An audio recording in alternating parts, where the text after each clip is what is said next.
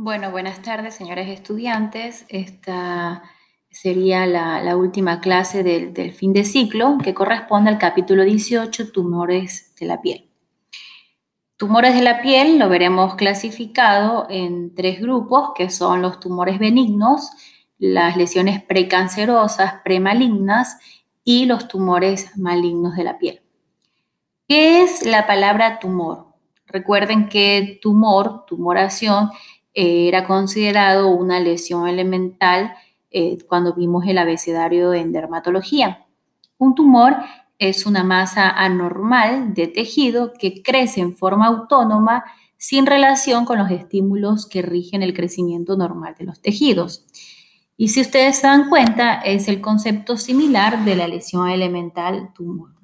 Entonces, cuando hablamos de tumor, no necesariamente nos referimos a un tumor maligno o a un tumor benigno. La línea divisoria entre el tumor benigno y maligno no es una frontera totalmente bien definida. En forma general, decimos que un tumor maligno es un tumor que tiene un crecimiento ilimitado, generalmente rápido, que la infiltración y la destrucción de los tejidos vecinos, hay atipia celular, hay aumento de la mitosis, hay capacidad de originar metástasis. En cambio, un tumor benigno es un tumor que crece lento, que no infiltra, no destruye los tejidos vecinos.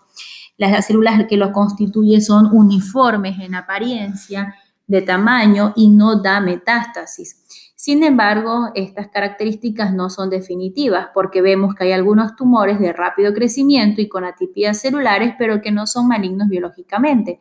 Y la única característica definitiva de malignidad es la capacidad de originar metástasis. Entonces, ustedes van a ver este cuadro en donde encierran los tumores benignos de piel. Tenemos al grupo de los nevos, la esqueratosis seborreica, los quistes, los hemangiomas, el granuloma piógeno, fibromas, queloides, angiofibromas, y aquí vamos a hablar un poco sobre la enfermedad de Bourneville-Pringle, neurofibromas, que está correlacionado con la enfermedad de von Reichenhausen, que es la neurofibromatosis tipo 1. Muy bien, entonces, ¿qué tenemos que decir sobre los nevos? El término nevo se ha utilizado en dos sentidos en la literatura dermatológica. Tenemos los amartromas cutáneos, y en este grupo nos referimos a un exceso de un tejido maduro, entre los cuales los más conocidos son el nevo verrugoso, nevo epidérmico verrugoso y el nevo sebáceo. Y como un segundo término de nevo, un sentido específico para designar tumores constituidos por la proliferación benigna de células derivadas de los melanocitos. Y aquí tenemos los nevos pigmentados o melanocíticos. El nevo verrugoso epidérmico, si ustedes se dan cuenta, es una hiperplasia de la epidermis. Es una placa verrugosa, café, de 2 a 5 centímetros, pero puede también comprometer más zonas extensas, incluso a veces todo el tórax, toda una extremidad inferior, y se denomina nevus unius lateralis. Justamente son áreas más extensas, ¿no? Lesiones lineales extensas. ¿Dónde se localiza con mayor frecuencia? Pues la cara, el cuello, el tronco y las extremidades, siendo su mayor localización lo que es la cara, sobre todo, y las extremidades, sobre todo lo que es zonas de antebrazos, piernas, ¿sí? La lesión es congénita, pero crece lentamente, por lo general, ¿no? Va con el desarrollo corporal del niño, haciéndose más notable su carácter verrugoso en el transcurso de la infancia. Y después de la pubertad permanece este crecimiento de forma estacionaria. Muy bien, entonces continuamos con el nevo sebáceo. El nevo sebáceo es una lesión más bien caracterizada por el exceso de glándulas sebáceas, al que frecuentemente se asocia con hiperplasia de la epidermis y malformaciones de los folículos pilosos y las glándulas apocrinas. Justamente también por su gran complejidad se lo llega a conocer como un nevo organoide. Sus características clínicas es una placa como amarillenta, color café, abollonada, verrugosa. Incluso puede también formar lesiones lineales extensas y la mayoría tiene un tamaño de 2 a 5 centímetros. ¿Dónde está localizado? Igualmente como el anterior, sobre todo en lo que es la cara y la piel cabelluda. Incluso si ustedes notan la diferencia en porcentaje, en lo que es el nevo sebáceo tiene una mayor predisposición para estar ubicado en lo que es la piel cabelluda. Es una localización bastante frecuente de este nevo. Sobre todo también puede darse en áreas cercanas a la implantación del pelo, en la frente, en las regiones preauriculares y retroauriculares. Casi siempre también es congénito y en su etapa inicial a veces solamente se ve una placa lisa amarillenta, que incluso cuando está localizada en la piel cabelluda hay un carácter alopécico, falta pelo en esa zona, y que al llegar a la pubertad se vuelve ya de aspecto más verrugoso y ya se asemeja al nevo verrugoso anterior, ¿no? Que se puede incluso confundir clínicamente. La importancia de este nevo sebáceo es que probablemente a veces tiene un desarrollo maligno hacia un carcinoma vasocelular, entonces a veces, se lo puede considerar como una lesión premaligna, pero esto se llega a ver sobre todo ya en la etapa de adolescencia. Entonces, si por lo general vemos un nevo sebáceo, hacemos diagnóstico en la infancia, podríamos optar por la extracción, por la exéresis quirúrgica posteriormente en la adolescencia por ese riesgo de malignidad, que según la experiencia del autor, es un 5% de los nevos sebáceos extirpados han sido ya un carcinoma vasocelular. Bueno, el tratamiento y manejo de ambas lesiones realmente son lesiones benignas que más que todo el nevo verrugoso son más por motivos cosméticos, ¿no? Y la decisión quirúrgica es más indicada cuando son tumores pequeños por la cicatriz que puede dejar, sino de lo que se optaría más por tratamientos conservadores tipo electrodesecación, curetaje, crioterapia. Y en cambio, el manejo del nevo sebáceo, pues considerando la posibilidad de que haya un cambio maligno, debe ser tratado con incisión quirúrgica completa que incluya la profundidad del tejido celular subcutáneo, ya que estamos hablando de que compromete glándulas apocrinas, folículo piloso, por el desarrollo, la posibilidad del desarrollo en la adolescencia de lo que es el carcinoma vasocelular en la lesión. Pero es una opción ya en la etapa de la adolescencia. Bien, nevos pigmentados o melanocíticos son tumores benignos, son proliferaciones benignas de los melanocitos a los que se le denominan células névicas. Estos tumores son más frecuentes en el ser humano, ¿no?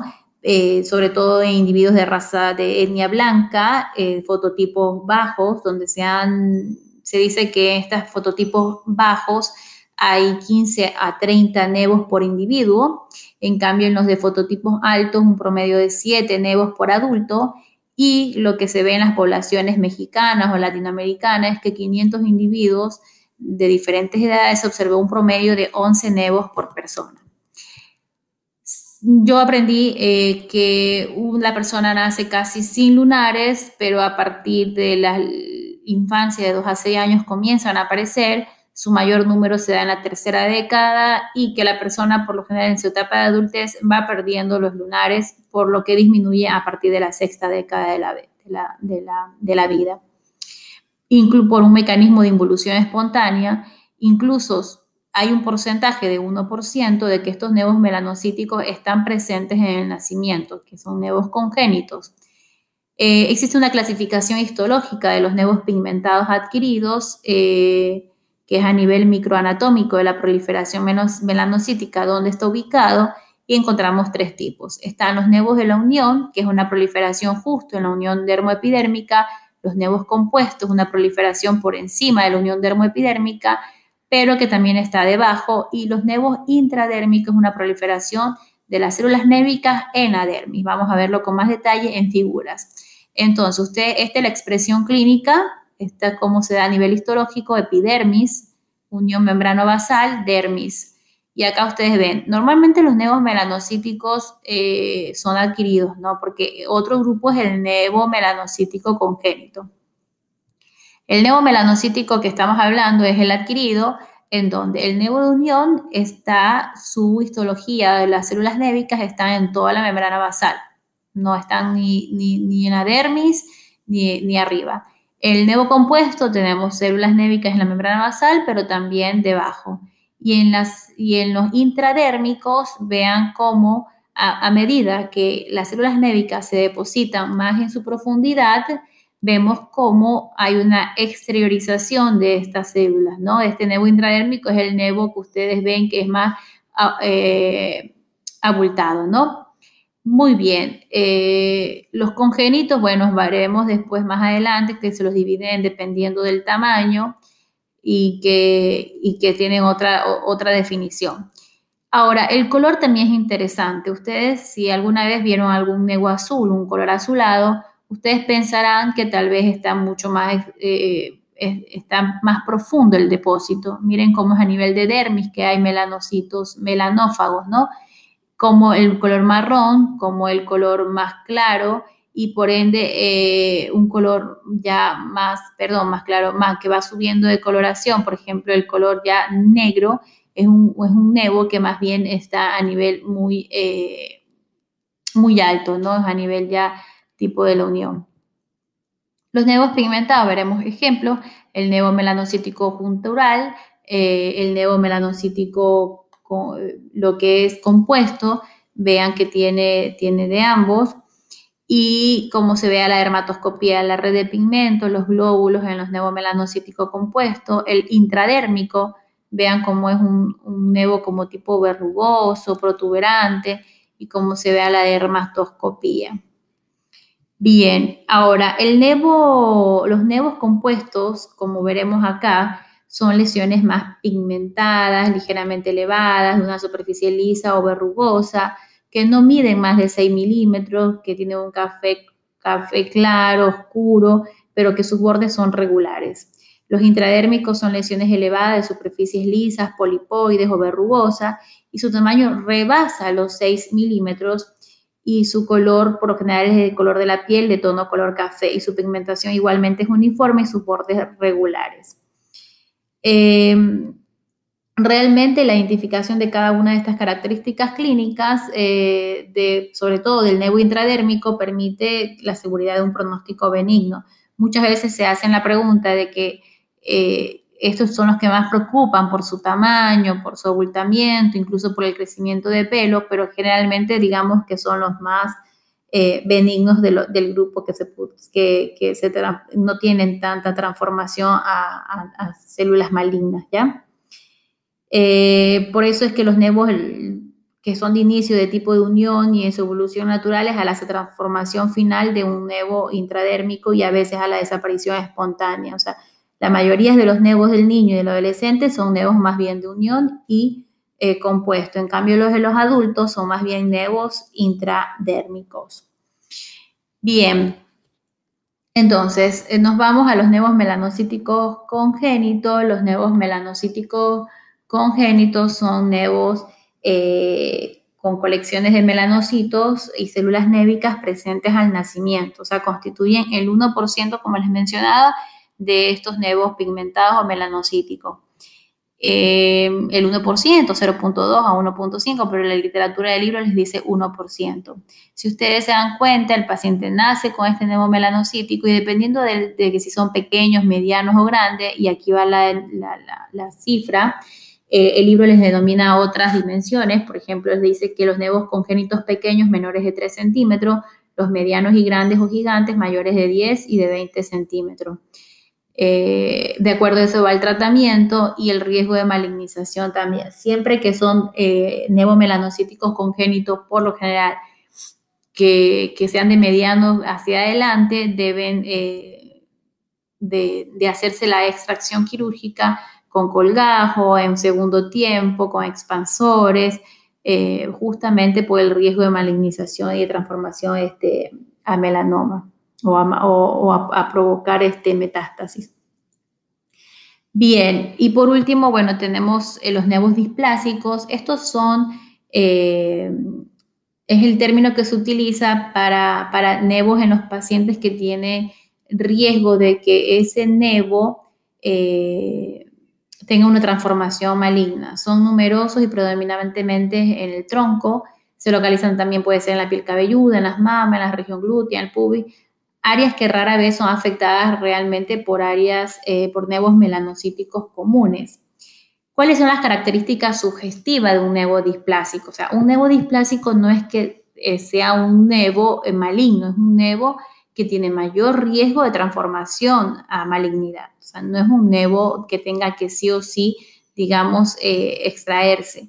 Es un nevo que clínicamente sale del contexto de los demás nevos, que tiene características de displasia, o sea, que tiene características que no concuerdan con los demás nevos del paciente, sugestivas de cambios, entonces malignos, entonces reúne estos criterios y se lo considera un nevo displásico. El nevo displásico, las características morfológicas más sugestivas son un tamaño mayor de 6 milímetros, una pigmentación irregular, unos bordes irregulares, también algunas lesiones tienen un área central más elevada y una superficie irregular empedrada, rodeada por una zona plana de pigmentación más clara, y les da a esta imagen la denominación de huevo frito. Estos nevos displásicos mezclados con otros de otros tamaños también se observan con otros, ¿no? Ya desde la infancia este paciente de verdad que comienza a manifestar más nevos atípicos después durante su adolescencia. Este es como el ABCD, la asimetría, los bordes, el diámetro mayor de 6, el color que no sea homogéneo, son las características que nos hacen sospechar de un nevo displásico.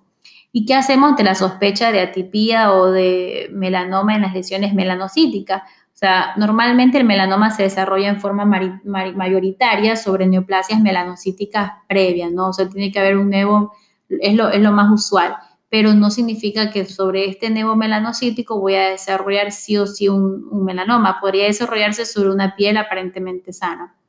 La malignización de estos nevos adquiridos común es excepcional, o sea, 1 de cada 100.000.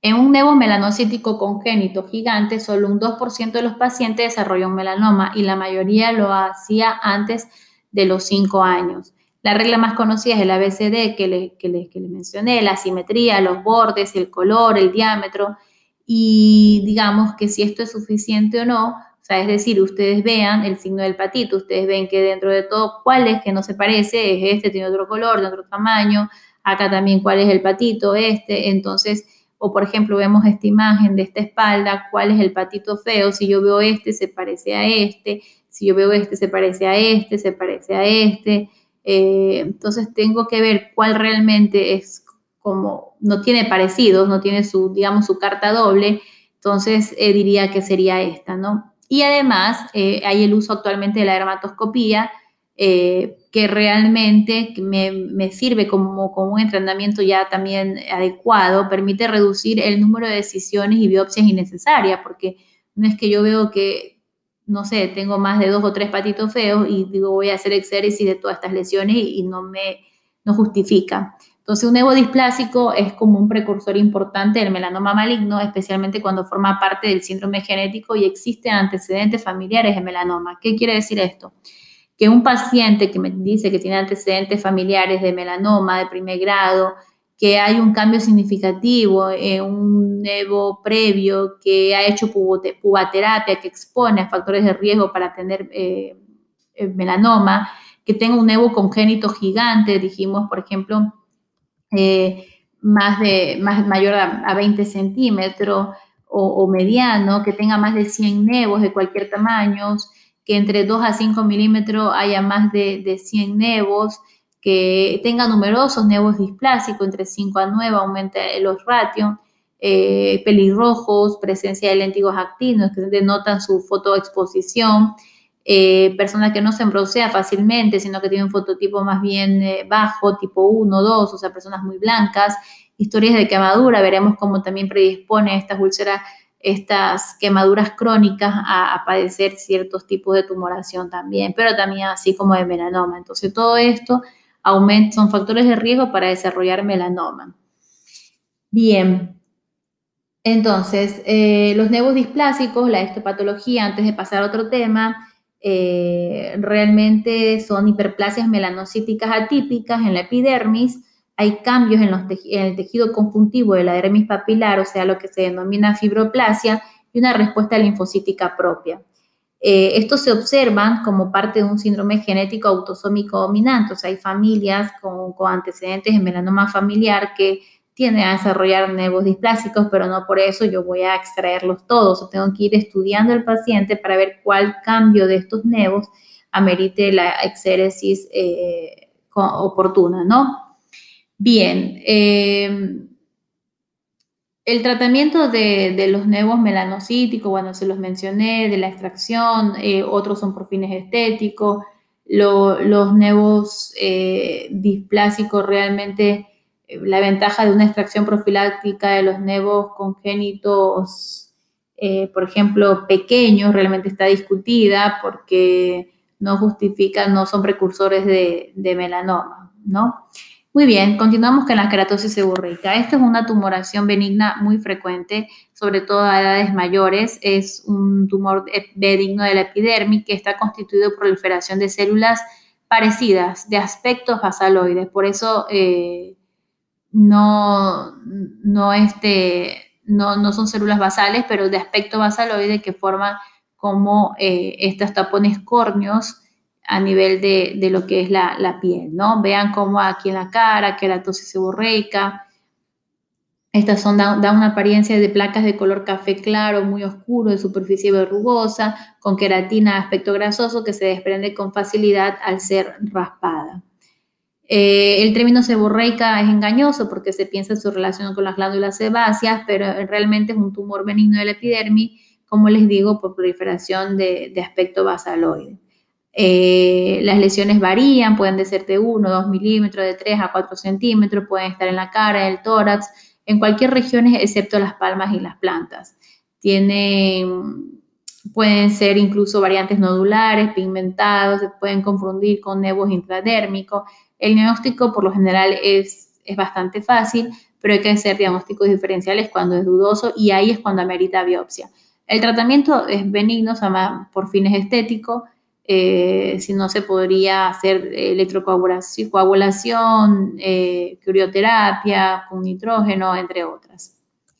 Bien, lo que es quistes. Los dos quistes más frecuentes de la piel son el quiste epidermoide y el quiste pilar o triquilemal. ¿Qué son los quistes? Son quistes foliculares queratinizados y que su contenido, aunque tenga apariencia sebácea, está constituido todo es por queratina. O sea, ninguno de los dos está relacionado con las glándulas sebáceas. Ambos son más bien quistes foliculares, queratinizados. Desde el punto de vista histológico se diferencia este epidermoide porque posee una pared similar a la epidermis, pero la pared del quiste pilar, en cambio, está constituido por células epiteliales pálidas, pero sin la formación de la capa granulosa, ya que su queratinización es semejante a la de la vaina externa del folículo o triquilema. Por eso se denomina quiste triquilemal también. El quiste epidermoide, este de aquí, ustedes seguramente en algún momento de su vida pudieron haber tenido, puede ser único o múltiple, es una lesión de 1 a 5 centímetros, se moviliza con facilidad sobre los planos subyacentes, existe un centro, un punto donde un orificio queratinizado de un folículo piloso que abre a su exterior, digamos, material espeso de olor desagradable, que es la queratina rancio. La mayoría de estos quistes se localizan en la cara, en el tórax, crecen lentamente y a veces por traumatismo pueden sufrir episodios inflamatorios. Y los quistes pilares o triquilemales realmente es una lesión hemisférica de 1 a 5 centímetros. Este es menos frecuente, este constituye el 10 al 20% de los quistes queratinizados. Se localizan en la piel cabelluda. Es muy raro el desarrollo en la piel cabelluda de quistes epidermoides. El quiste pilar es más frecuentemente en las mujeres, existen también formas múltiples familiares y el tratamiento de ambos es la resección quirúrgica completa, porque hay que disecar también las paredes del quiste de los tejidos vecinos. Muy bien, tenemos los hemangiomas cutáneos. Los hemangiomas cutáneos, yo lo que voy a decir es que son lesiones constituidas por vasos sanguíneos de la epidermis o de la hipodermis. Yo los dividiré en dos grandes grupos, malformaciones vasculares y tumores vasculares. Cuando hablo de malformaciones vasculares, el paciente las tiene desde el nacimiento. Cuando hablo de tumores vasculares, el paciente nace con poca o casi nada y se desarrollan después los hemangiomas. Entonces, en las malformaciones, vasculares, que antes eran denominadas hemangiomas maduros, están constituidos por lesiones amartromatosas capilares que se manifiestan con manchas, malformaciones capilares, malformaciones vasculares subcutáneas y las malformaciones arteriovenosas. A mí me interesan estas dos comunes, que dentro de las malformaciones capilares está la mancha salmón, la vimos en el primer capítulo, son de 40 a 70% de frecuencia en la cabeza y en la parte media de la frente, de los párpados o el vértex en la nuca. Su color es rosado, como se hace más evidente cuando el llanto del bebé, perdón. Pueden hacerse visibles hasta el primer año de vida, y la de la nuca por lo general suele no desaparecer. Incluso son de un color rojo más intenso y suelen persistir. Son dilataciones de la dermis superficial, y la mancha de vino oporto nevoflamio una incidencia del 0,5% de los recién nacidos y ataca lo que es el párpado, la mejilla, de forma unilateral, siguiendo las ramas del trigémino. Según qué rama del trigémino ataque, es lo que se ve que está más relacionado con los angiomas, digamos, meningio, que es el síndrome de Struyer-Weber. El síndrome de Struyer-Weber es una malformación que se acompaña de una triada, o sea, que se acompaña de angiomas oculares, meningio y esta mancha de vino oporto. En cambio, por eso cuando nacen estos bebés, enseguida hay que mandar interconsulta al oftalmólogo y también al neurólogo. Y existen otros síndromes de Klippel-Trenaunay, que son hipertrofia ósea de partes blandas de una extremidad, malformaciones vasculares subyacentes con fístulas arteriovenosas, el síndrome de Parker-Weber, entre otras. Y de ahí tenemos los tumores vasculares. Los tumores vasculares en el pasado se conocían como hemangiomas, en cambio, inmaduros. Se presentan en el lactante y se caracterizan por una evolución particular. ¿Cuál es esta evolución? Que hay una fase inicial de proliferación, o sea, el tumor crece lo que más puede. Y luego viene una fase de estacionamiento, de fase de regresión espontánea, en donde va perdiendo solito el tamaño.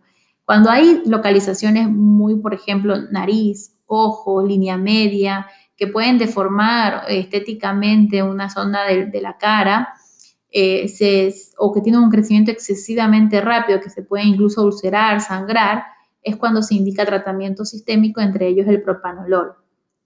Los hemangiomas capilares superficiales son estos hemangiomas en fresa, que se desarrollan los primeros días o semanas de vida, un color rojo vivo, superficie lisa o abollonada, crecen con rapidez los primeros meses y después se detienen su evolución alrededor de los 6 meses. Y después del año tienden a evolucionar espontáneamente, pero puede eso completarse recién a los 5 o 7 años.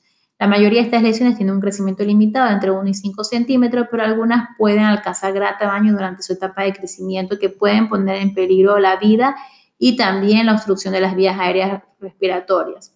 Están los hemangiomas mixtos y los hemangiomas subcutáneos dentro de estos tumores vasculares.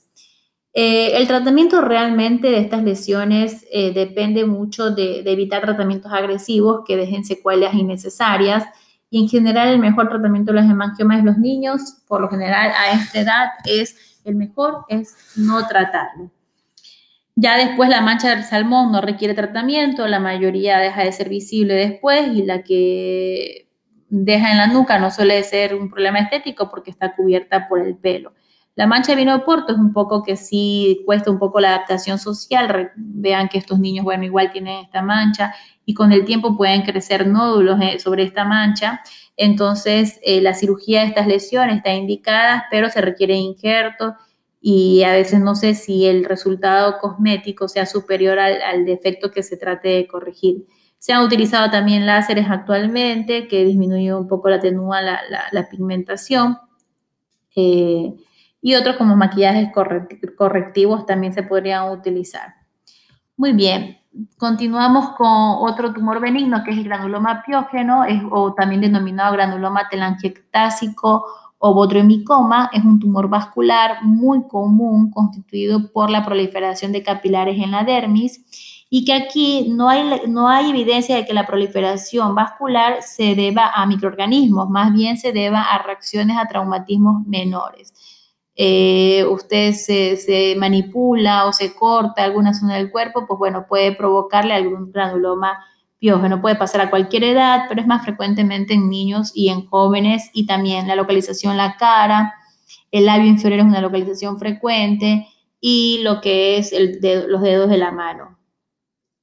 Bien, es un tumor único, saliente, de color rojizo, de superficie lisa, pediculado, sésil, puede sangrar, alcanza una rapidez, un tamaño rápido mayor de 1 a 2 centímetros en unas cuantas semanas, y después permanece todo estacionario.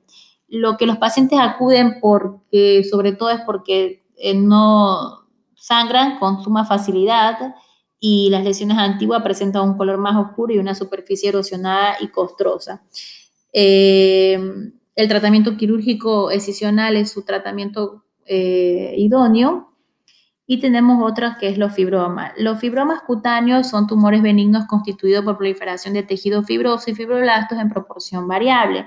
Estos tenemos dos tipos de lesiones, los fibromas duros y los fibromas blandos. Los fibromas duros son el famoso dermatofibroma o histiocitos en la lesión. Es un tumor de 1 o 2 centímetros, como una pastita que tiene un signo del hoyuelo, como una pasta engastada, dura, móvil, que a la dermatoscopía se ve como un color blanquinoso central. No duele, puede tener un aspecto rosado, amarillento, café, de superficie lisa o escamosa, tiene un aspecto nodular. Esto todo se debe a la variedad del color, es a la proporción de los histiocitos en la lesión y su capacidad fagocítica de grasa o hemosiderina, un color oscuro. Y tenemos el fibroqueratoma digital adquirido, que como ven es justamente digital, o sea, sale a nivel de los dedos, es saliente, firme, de 0,5 a 1 centímetro de tamaño, color piel o rosado, hemisférico, cónico, superficie lisa o escamosa, y se puede localizar en el dorso, en los bordes laterales de los dedos de la mano, y puede simular incluso a veces hasta dedos rudimentarios. Los fibromas blandos, esto es una patología bastante frecuente a nivel del cuello, zonas inguinales, axilares. Están los papilomas fibroepiteliales o acrocordones, que la gente comúnmente denomina verruga, pero si ustedes ven, no son verrugas. Son lesiones pediculadas de 2 a 3 milímetros de color café, se localizan en las caras laterales del cuello, de las axilas. Son múltiples, pacientes adultos, y algunos de los cuales pueden presentar incluso docenas de ellas. Y el fibroma péndulo es un fibroma, como su propio nombre lo dice, es una lesión única, péndula, de 1 a 3 centímetros, a veces más. El tumor es de color normal de la piel o más oscuro, superficie lisa, consistencia blanda, y unida a la piel por un estrecho, que por eso se denomina péndulo. Bueno, realmente se sacan por estética, tampoco tienen repercusiones, lo que sí que se ve sobre todo en pacientes con hiperlipidemia o algún riesgo más bien de obesidad. Bien, y tenemos el queloide, que es un área localizada de proliferación fibrosa excesiva secundaria a un trauma. Hay que hacer una diferencia bastante importante en cuanto, cuando hablamos de queloide, no es lo mismo decir cicatriz hipertrófica. La cicatriz hipertrófica tiene ciertas características, que es que respeta los límites de la lesión.